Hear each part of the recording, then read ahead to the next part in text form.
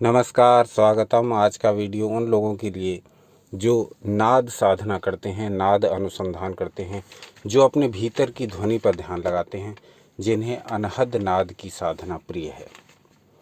तो इस साधना में बहुत रहस्य भरे पड़े हैं। इस साधना में बहुत से पड़ाव आते हैं। इस साधना में बहुत ही आनंद आता है। इस साधना से न सिर्फ हमें ऊर्जा प्राप्त होती है, न सिर्फ हम अपने निर्माता से सीधे जुड़ जाते हैं, बल्कि इस साधना से हमारा पूरा जीवन ही परिवर्तित हो जाता है। इस संसार में रहते हुए भी हम उस परम शक्ति के संपर्क में बने रहते हैं।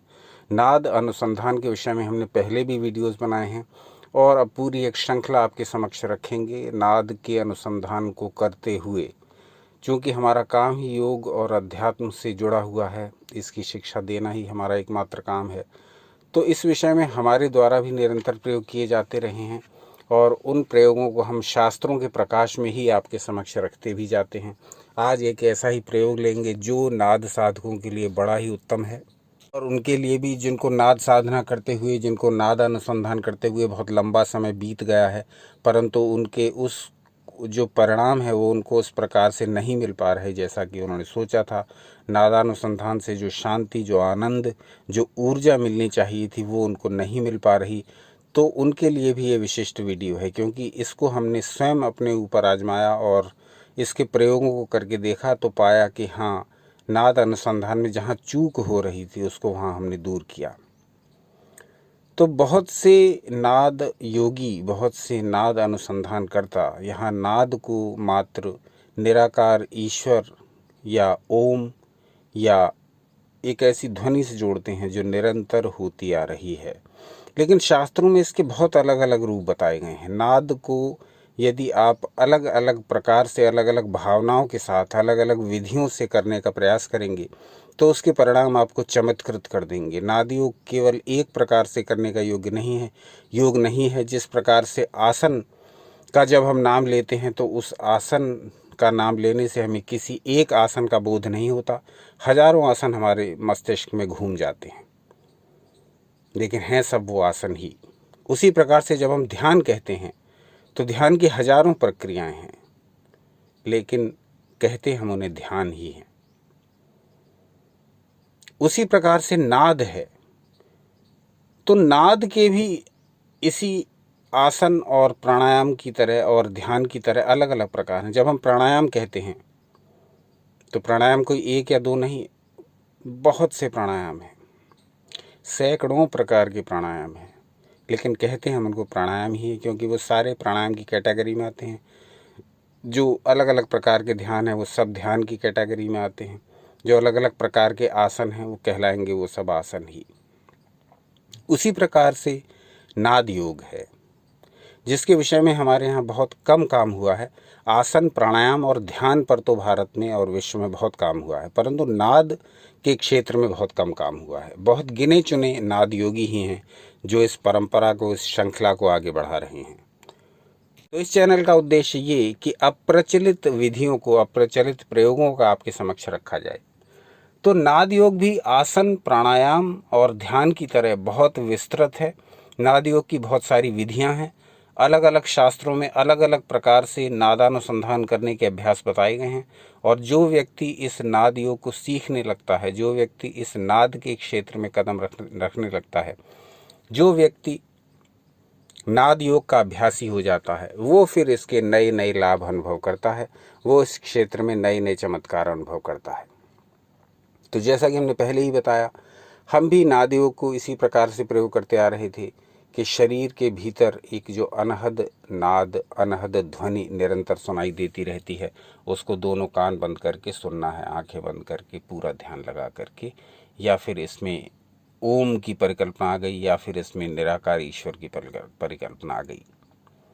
लेकिन इसको शैव और शाक्त ग्रंथों में और हमारे कुछ अन्य सनातन शास्त्रों में शिव और शक्ति के साथ जोड़ करके करने की विधियां बताई गई हैं।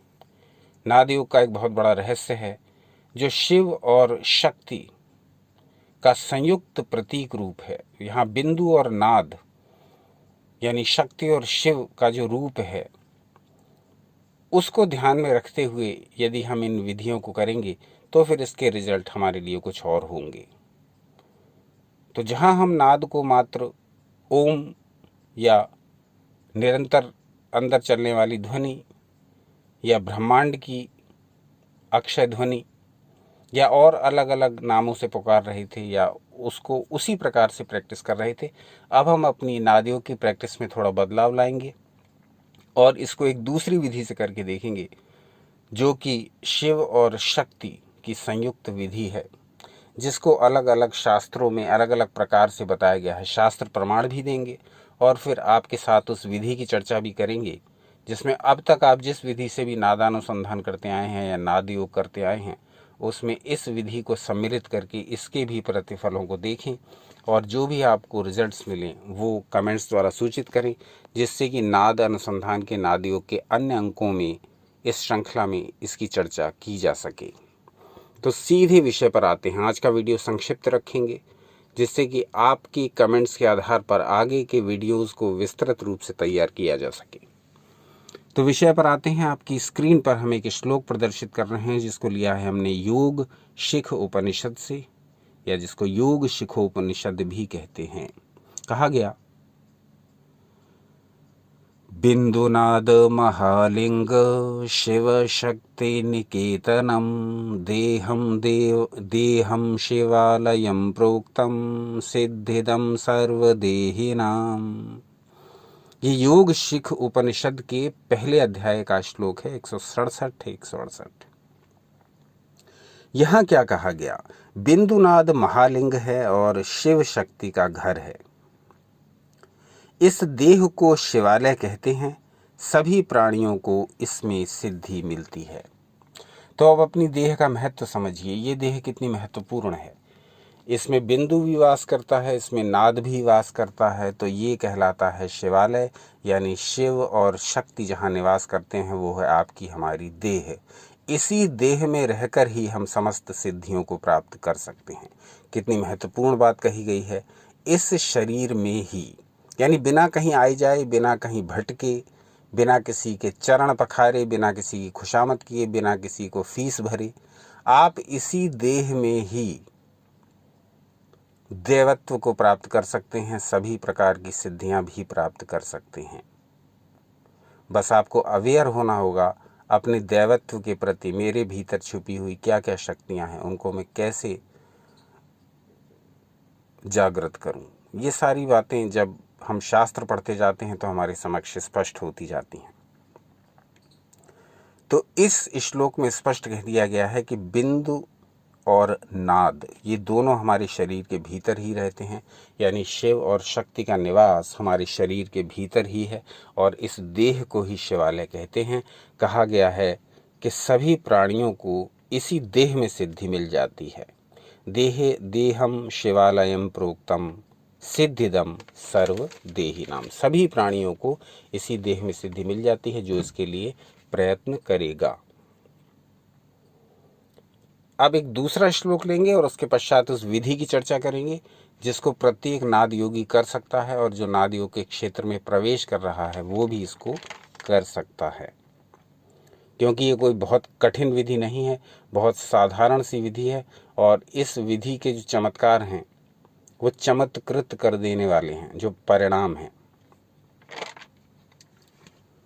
अगला श्लोक हमने लिया है वायवीय संहिता नामक ग्रंथ से और इसमें जो कहा गया उसको देख लीजिए।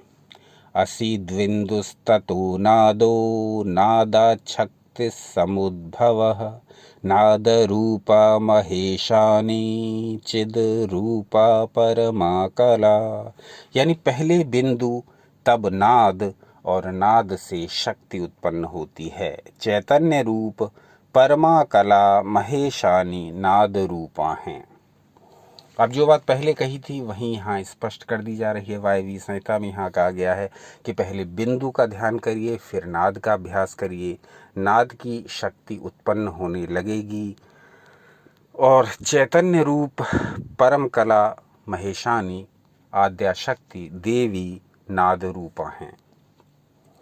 तो यहाँ हम शिव और शक्ति, जो कि जैसा कि हमने पहले श्लोक में दिखाया कि ये शरीर ही शिवालय है, देवालय है, इसी में शिव और शक्ति वास करते हैं और इसी देह में स्थित रहते हुए ही समस्त प्राणियां समस्त प्रकार की सिद्धियां प्राप्त कर सकती हैं।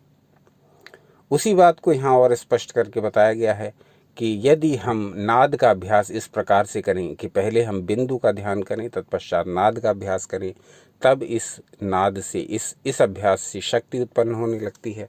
वो शक्ति कौन सी है? जो कहा गया देवी शक्ति है, आद्या शक्ति है, शिव की शक्ति है, परम शक्ति है। उसको जो भी आप नाम दें, काली, दुर्गा या जो भी नाम, पार्वती, जो भी नाम आप देना चाहें वो दे सकते हैं। तो ये कुछ उदाहरण दिए अलग अलग ग्रंथों से, और जिनके माध्यम से हम ये जान पाए कि अब हम जो ये विधि, जो ये प्रयोग करने जा रहे हैं, वो आधारित है इन बेसिस पर जो आपको दिखाए। अब प्रयोग क्या करना है? बहुत सिंपल सा प्रयोग है। ये प्रयोग ये है कि जब भी आप नाद का अभ्यास करें, जैसा कि आप करते हैं, रीढ़ की हड्डी को सीधा रख के बैठ गए, आंखों कानों को बंद कर लिया और अपने भीतर होने वाली ध्वनि को सुनने लगे।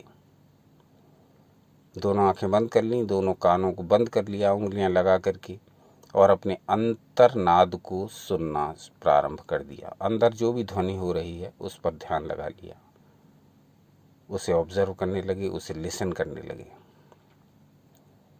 ये अभी तक इस विधि से हम करते आ रहे थे नाद को। अब हम इस शिव और शक्ति की संयुक्त विधि से कैसे करेंगे?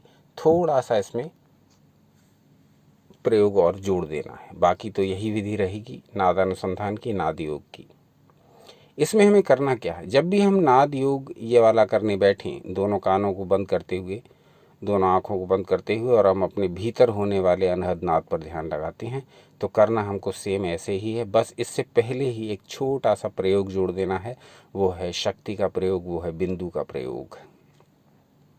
इस अभ्यास को करने से पहले आपको अपनी आंखें बंद रखनी है। उसी स्थिति में रीढ़ की हड्डी सीधी, आप किसी भी आसन में बैठ जाइए, नहीं तो सुखासन में पालथी मारकर ही बैठ जाइए। आपकी रीढ़ की हड्डी सीधी है, आपकी आंखें बंद। अब आप बंद आंखों से दोनों आंखों के बीच आज्ञा चक्र वाले स्थान में एक बिंदु की कल्पना कर लीजिए, एक डॉट। उस डॉट का रंग आप अपने अनुसार कैसा भी रख सकते हैं, नीला, काला, लाल, जैसा चाहें। उस डॉट को आप शक्ति रूप में निहारिए। ये शक्ति मेरे भीतर, मेरे आज्ञा चक्र में स्थित हैं, ये बिंदु रूप में हैं। ये आद्या शक्ति, ये पार्वती, ये काली, ये दुर्गा, जो भी रूप आप मानते हो, ये बिंदु रूप में मेरे भीतर निवास कर रही हैं और मेरे आज्ञा चक्र में स्फुरित हो रही हैं। यहाँ ये बिंदु वाइब्रेट कर रहा है, यहाँ ये बिंदु स्पंदन कर रहा है और मेरे पूरे शरीर को ऊर्जा, शक्ति प्रदान कर रहा है। 1.5-2 मिनट बस इस ध्यान को कर लीजिए। शक्ति रूप में, बिंदु रूप में शक्ति को ध्याते हुए अपने दोनों आँखों के बीच आज्ञा चक्र वाले स्थान में। उसके पश्चात आप अपने उसी नाद योग को प्रारंभ कर दीजिए। पहले बिंदु ध्यान, तत्पश्चात नाद अभ्यास। इसको आप चाहें तो कई स्टेप्स में भी कर सकते हैं। जैसे 1.5-2 मिनट आपने बिंदु ध्यान कर लिया, उसके पश्चात 2-3 मिनट आपने नाद योग का अभ्यास कर लिया, अंदर की ध्वनि को सुनने लगे कानों को बंद करके। उसके पश्चात फिर से आपने बिंदु ध्यान किया। इस प्रकार से आपको 5 बार तक कर सकते हैं। तो ये अपने आप में बड़ा ऊर्जादायक, बड़ा अनुभूत, बड़ा विचित्र प्रयोग है, और इसको हमने अलग अलग शास्त्रों से लेकर के पहले अपने ऊपर अभ्यास किया इसका, और फिर अन्य साधकों को भी कराया। तत्पश्चात हमने सोचा कि इसका वीडियो भी बनाएं, जिससे कि ये विधि अन्य साधकों तक भी पहुँचे, और जो लोग भी नाद योग के जिज्ञासु हैं, प्रेमी हैं, साधक हैं, भक्त हैं, जो भी नादानुसंधान करते हैं, इस क्षेत्र में रिसर्च करते हैं, इस क्षेत्र में लगातार अभ्यास करते जा रहे हैं, उनको भी कुछ ना कुछ नया सुनने, समझने, पढ़ने, जानने, करने को मिले। तो आज का हमारा प्रयास कैसा रहा ये तो आप ही बताएंगे।